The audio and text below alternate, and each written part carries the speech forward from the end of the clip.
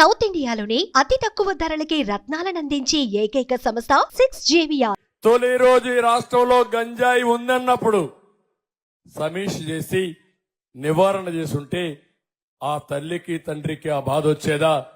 చదువుకునే అబ్బాయి ఈ పరిస్థితికి వచ్చేవాడా అని మిమ్మల్ని అడుగుతున్నా. నేను అందుకే ఇక్కడనే మిమ్మల్ని అందరినీ కోరుతున్నా. నేను గంజాయి ఉందని చెప్పాను, డ్రగ్స్ ఉన్నాయని చెప్పాను, ఇవి నివారించమని పోరాడితే మా ఆఫీసు పైన దాడి చేశారు. జ్ఞాపకం ఉందా మీకని అడుగుతున్నా. అమరావతిలో నేను 2 రోజులు నిరవధిక నిరాహార దీక్ష చేసి సమస్యను హైలైట్ చేసి ఢిల్లీకి వెళ్లి మెమరాండం కూడా ఇచ్చి నేషనల్ లెవెల్లో జాతీయ స్థాయిలో పెట్టారు. మీకు జ్ఞాపకం ఉన్నాయా ఇవన్నీ అడుగుతున్నా. నా కోసం చేశాను గంజాయి వద్దని. అదే నేను ముఖ్యమంత్రిగా ఉంటే ఈ రాష్ట్రంలో ఎవడైనా ఈ పని చేస్తే అదే చివరి రోజు అవునా కాదా అని మిమ్మల్ని అడుగుతున్నా. అది ప్రభుత్వం అంటే. ఇది ఒక చెత్త ప్రభుత్వం, చేతగాని ప్రభుత్వం. ఇది ఒక ఉదాహరణ మాత్రం ఇచ్చాను. ఇక్కడ రాళ్లేశారు మళ్ళా చూశారా?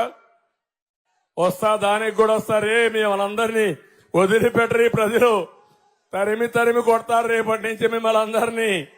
గంజాయి బ్యాచ్, బ్లేడ్ బ్యాచ్ ఇక్కడ కూడా వచ్చింది. పోలీసులు ఏం చేస్తానో అది లేదు. నిన్న కూడా ఆ డ్రామాకు కూడా వస్తా. విజయవాడలో జరిగిన డ్రామాకు కూడా వస్తాం. మీరు ఇలాంటి చిల్లర పనులు చేస్తే, చిల్లర మూకగాని చేస్తే, ప్రజలు తిరగబడితే మీ బట్టలిప్పి తరిమి కొడతారు. బీ కేర్ఫుల్ అని హెచ్చరిస్తున్నా. Jaganmohan Reddy control your. ఈ జే గ్యాంగ్ ఒకటి ఉంది వాళ్లకు. దొరికాడా?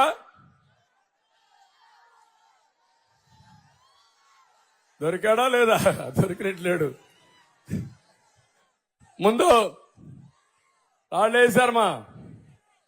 ఇప్పుడు ఈరోజే పవన్ కళ్యాణ్ గారు తెనాల్లో మీటింగ్ పెడితే చేతగాని పిరికి పందలు ఆయన వరాహి పైన రాళ్లేశారు. ఇప్పుడు నేను అడుగుతున్నా మిమ్మల్ని అందరినీ, ఇది తప్పని గట్టిగా చప్పట్లు కొట్టి నిరసన తెలియజేయండి. తమ్ముళ్ళు, ఆడబిడ్డలు, మీకు జ్ఞాపకం ఉందా? విశాఖపట్నానికి నేను వచ్చాను. జ్ఞాపకం ఉందా మీకు? వస్తే నన్ను విశాఖపట్నం నుంచి బయట రానియకుండా ఈ వైఎస్ఆర్ కాంగ్రెస్ గూండాలు అడ్డుకుంటే ఈ పోలీసులు ఆ రోజు చర్య తీసుకోకుండా ప్రేక్షకులుగా ఉండి నన్ను తిరిగి పంపించారు. జ్ఞాపకం ఉందా అని మిమ్మల్ని అడుగుతున్నా. నేను అమరావతిలో నేను రైతులకు సంఘీభావంగా నేను వెళితే నా మీద వైఎస్ఆర్ కాంగ్రెస్ రౌడీలు చెప్పులు, రాళ్లు, అదే మరి కర్రలతో దాడి చేశారు. ఆ రోజు డీజీపీ సమాధానం చెప్పాడు.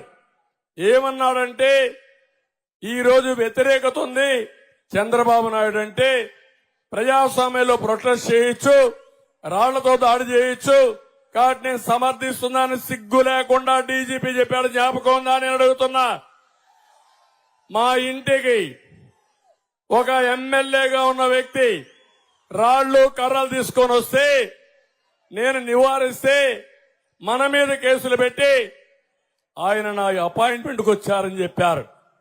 ఇవన్నీ నేను ఎక్కడ పోయినా నా మీద రాళ్లు వేశారు. అవునా కాదా అని అడుగుతున్నా మిమ్మల్ని. రాళ్ల దాడి చేశారు. నేను ఒకే మాట చెప్పాను, క్లేమోర్ మైన్సే నా పైన వేస్తే లెక్క పెట్టుకొని నేను మీ రాళ్లకు భయపడతానా అని చెప్పాను. నిన్న జరిగింది. నేను అడుగుతున్నా, ఇంతమంది పోలీసులున్నారు. ఏదైతే జగన్మోహన్ రెడ్డి గారు వచ్చారు, రోడ్డు మీద తిరుగుతా ఉంటే కరెంట్ ఆఫ్ అయిందంట. ఓకే, ఎవరు ఫెయిల్యూర్? నా గవర్నమెంట్. ఇప్పుడు ఎవరి గవర్నమెంట్? ఎవరిది బాధ్యత?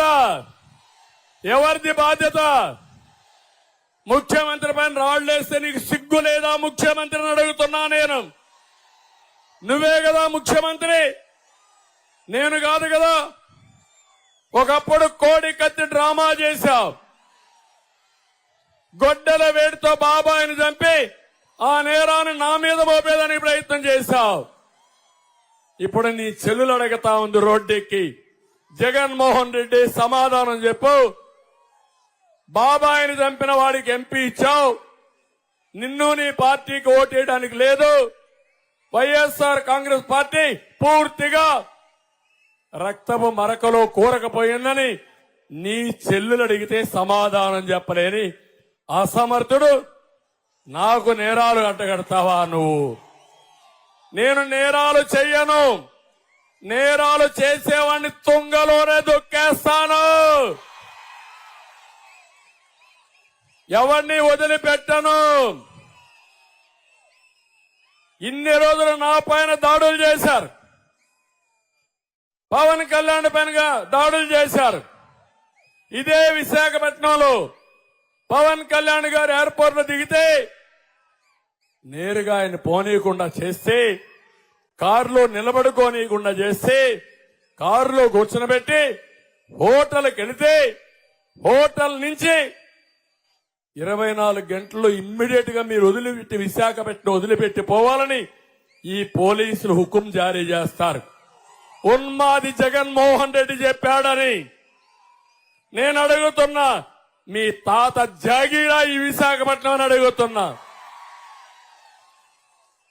విశాఖపట్నం మనం అందరి అవునా కాదా అని మిమ్మల్ని అడుగుతున్నా. అలాంటిది నెక్స్ట్ డే విజయవాడకు వస్తే నేను పోయి చెప్పాను, పవన్ కళ్యాణ్ గారు భయపడద్దండి, మనం అందరం అండగా ఉందాం, పోరాడదాం, తాడో పేడో తేల్చుకుందాం.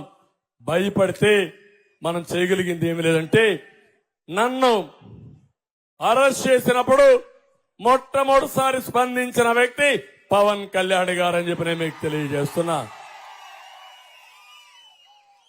ఈ రోజు పోలీసులకు కూడా ఇష్టం లేదు. మనసు చంపుకొని తప్పుడు పనులు చేశారు, చేయించారు.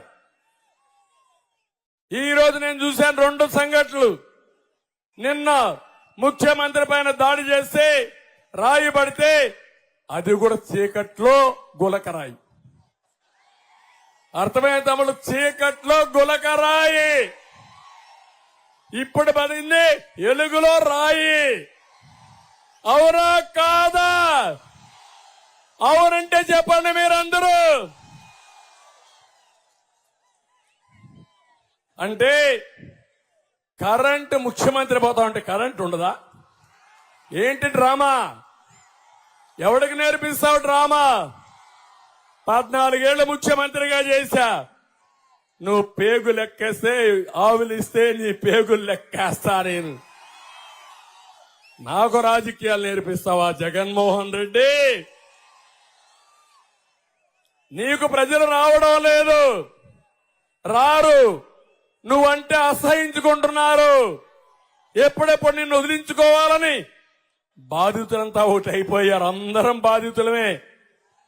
ఈ రాష్ట్రంలో నేను కూడా బాధితుడినే, అవునా కాదా తమ్ముళ్ళు అని అడుగుతున్నా. మా తమ్ముళ్ళు బాధితులే. ఇక్కడ ఎమ్మెల్యే శ్రీనివాసరావు బాధితుడే, శ్రీనివాస్ బాధితుడే, భరత్ కూడా బాధితుడే. సుమన్ టీవీలో మీ పర్సనల్ అండ్ బిజినెస్ ప్రమోషన్స్ కోసం కింది నెంబర్ కి కాంటాక్ట్ చేయండి.